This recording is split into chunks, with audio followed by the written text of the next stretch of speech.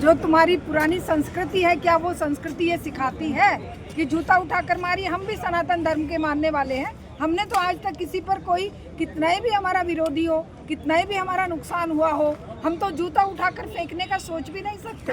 इसका मतलब ये नकली सनातनी है। सनातन से इनका कोई मतलब नहीं है, लेना देना नहीं है। ये अमानवीय लोग हैं, ये मानवता के दुश्मन लोग हैं, ये न्याय व्यवस्था के दुश्मन लोग हैं। जब रूल ऑफ लॉ इस देश में हजारों सालों के संघर्ष के बाद आज कोई राजा महाराजा का रूल नहीं है, आज कोई किसी धर्म का, सनातन का या इस्लाम का या क्रिश्चियनिटी का या यहूदीज्म का, किसी का राज नहीं है। आज राज है रूल का, लॉ का, रूल ऑफ लॉ है। तो रूल ऑफ लॉ को अगर आप जूता फेंकते हैं तो इसका मतलब आप एक निहायत इस व्यवस्था के दुश्मन हैं, क्योंकि ये एक उस पर सीजीआई पर जूता नहीं फेंका गया है, ये हर उस देश के नागरिक पर जूता फेंका गया है जो रूल ऑफ लॉ के अकॉर्डिंग जीवन जी रहा है।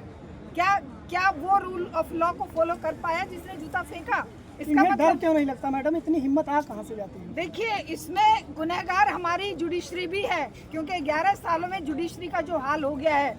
एक समय वो था जब जजेस ने आकर खुल्लम खुल्ला ये कहा था कि हम जो है घुटन महसूस कर रहे हैं और कार्यपालिका न्यायपालिका के मामलों में हस्तक्षेप कर रही है। लेकिन उसके बाद ऐसा क्या हुआ कि वही जज जो सड़क पर आकर आवाज उठा रहे थे, वही जज सरकार की गुलामी करने के लिए राज्यसभा के सदस्य मनोनीत कर दिए जाते हैं। कोई जज एक दिन पहले रिजाइन करता है और अगले दिन एमपी बन जाता है, अगले दिन ये चुनाव में पार्टी ज्वाइन कर लेता है। तो ये इसके लिए हमारी जुडिशरी भी किसी न किसी रूप में जिम्मेदार है। लेकिन उनको भगवान ने कहा था, मैसेज दिया था भगवान ने कि आप ऐसा करो। भाई, अगर उनके भगवान इस तरह के मैसेज देते हैं तो हम उनसे पूछते हैं कि क्या भगवान कभी वो जो मंदिरों में बेटियों के साथ बलात्कार होते हैं, वो जो बेटियों के गले काट दिए जाते हैं, ये जो आश्रमों में भगवान का नाम लेकर लड़कियों के साथ दुष्कर्म होते हैं, क्या वहाँ पर तुम्हारा भगवान कुछ नहीं बोलता? जब दलितों पर अत्याचार होते हैं, अल्पसंख्यकों पर अत्याचार होते हैं, जब युवा बेरोजगार बेचारे अपने जॉब मांगने के लिए जाते हैं और तब उन पर तुम लाठियाँ बरसाते हो, तब तुम्हारा भगवान चुप रहता है? तुम्हारे एक पत्थर के मूर्ति को अगर वो भी जो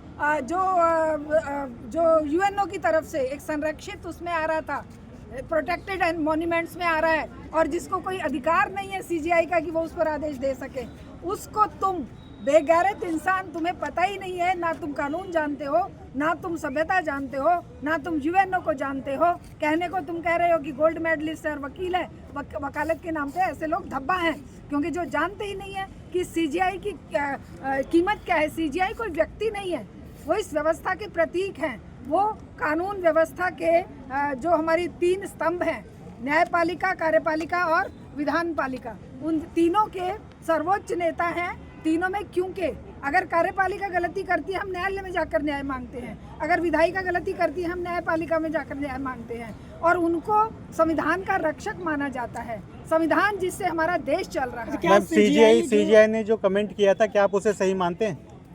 जो उस पर मूर्ति पर कमेंट किया था, हाँ। सीजीआई ने कुछ गलत नहीं कहा था। सीजीआई ने ये कहा था जो कि विवेकानंद ने भी कहा है। सीजीआई के साथ साथ तुम तो विवेकानंद जी की पूजा करते हो, सीजीआई पर जूता फेंक रहे हो, तो इसका मतलब तुमने विवेकानंद जी पर भी जूता फेंक दिया।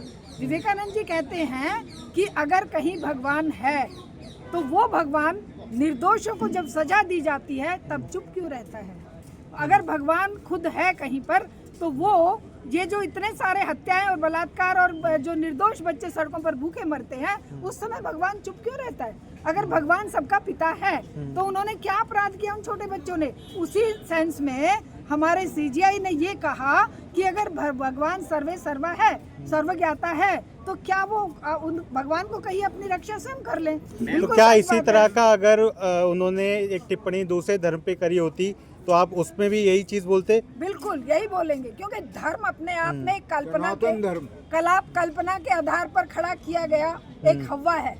चाहे वो कोई भी धर्म हुआ, चाहे इस्लाम है, क्रिश्चियनिटी है, जूडिज्म है, चाहे वो हिंदू धर्म है, चाहे वो कोई भी धर्म है, धर्म को इंसान ने बनाया है। क्या लगता है कि आम दलित हो या सीजीआई जैसे पद पर भी बैठा दलित हो, कोई फर्क नहीं है इसमें?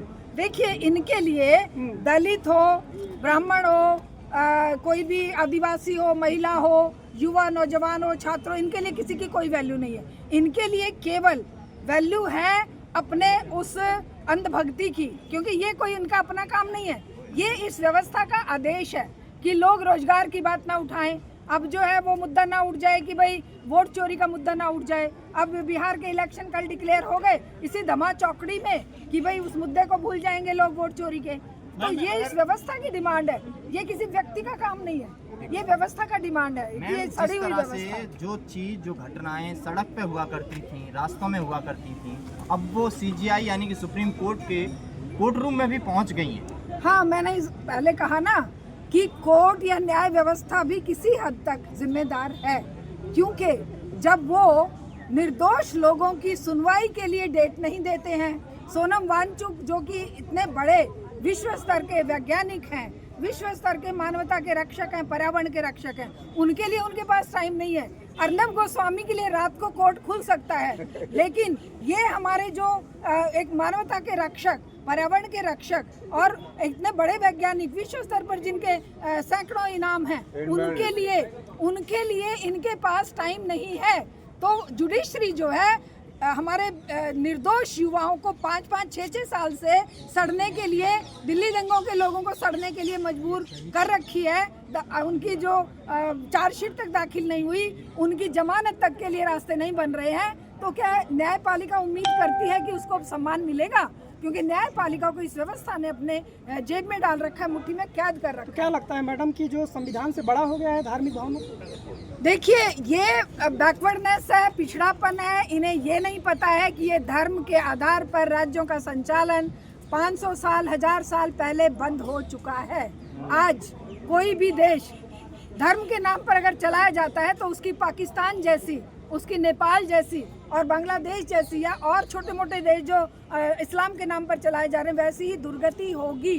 वो ना आगे बढ़ सकते हैं, ना वो प्रगति उन्नति कर सकते हैं, क्योंकि धर्मांधता का जो विचार था उसको खत्म करके ही आधुनिक समाज का, आधुनिक स्टेट का जन्म हुआ था।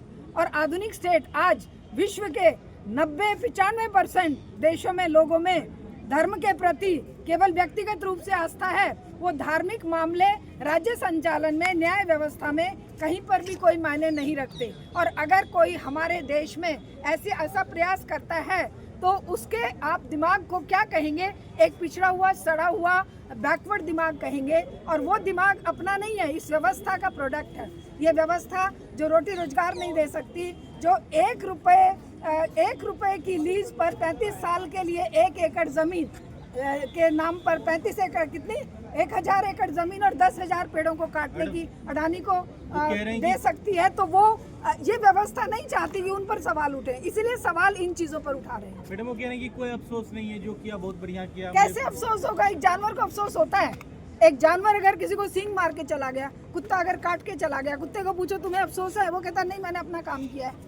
तो उसे अफसोस क्या होगा? जिसके पास चिंतन नहीं है, जिसके पास आधुनिक विचार नहीं है, जिसके पास कोई भी न्याय और किसी भी मानवता का मूल्य नहीं है, उसको अफसोस हो ही नहीं सकता। कहा गया कि सनातन का अपमान नहीं सहेंगे। ये अपमान सनातन का वो खुद कर रहा है। पूरे विश्व में जब ये समाचार गया होगा और जब ये सनातन का नाम गया होगा तो लोगों ने थूका होगा कि सनातन का अपमान सीजीआई ने नहीं किया था, सनातन का अपमान इस राकेश नाम के बंदे ने किया है।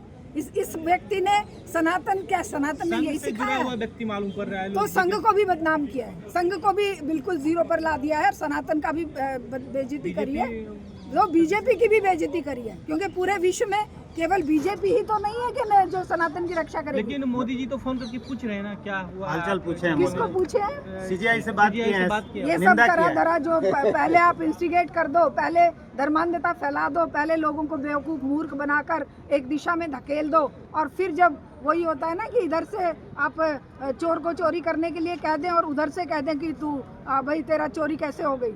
तो यही हाल हो रहा है देश में कि ये व्यवस्था सड़ चुकी है। मैडम कल सुप्रीम कोर्ट भारत सरकार को बोला सोनम वांगचुक को क्यों रिहा नहीं किया जा रहा, क्यों उसको? देखिए, सोनम वांगचुक के लिए जो डिसीजन आना चाहिए था, तुरंत उनको रिहा किया जाना चाहिए था। वो कोई एनएसए लगाने वाला, उन्होंने गलत काम किया नहीं है, लेकिन इन्होंने अपना जो डिसीजन मेकिंग का, जो इनका निर्णय देने के जो काम है, उन्हीं के चलते आज न्यायपालिका के ऊपर जूते फेंके जा रहे हैं। हम गैरतमंद लोगों ने, न्यायप्रिय लोगों ने, लोकतांत्रिक मूल्यों की रक्षा करने वाले लोगों ने कभी इस तरह का कोई प्रयास या कोई काम हम कभी नहीं करेंगे। लेकिन ये लोग जिनकी सेवा में न्यायपालिका ने अपना सारा वर्चस्व खत्म कर लिया धीरे धीरे, आज न्यायपालिका का जो हालात हो गए हैं वो आज इन्हीं की बदौलत हो गए हैं। क्योंकि जब से सत्ता आई है तब से न्यायपालिका को भी इन्होंने अपनी उंगलियों पे नचाना शुरू कर दिया। धन्यवाद। Thank you ma'am.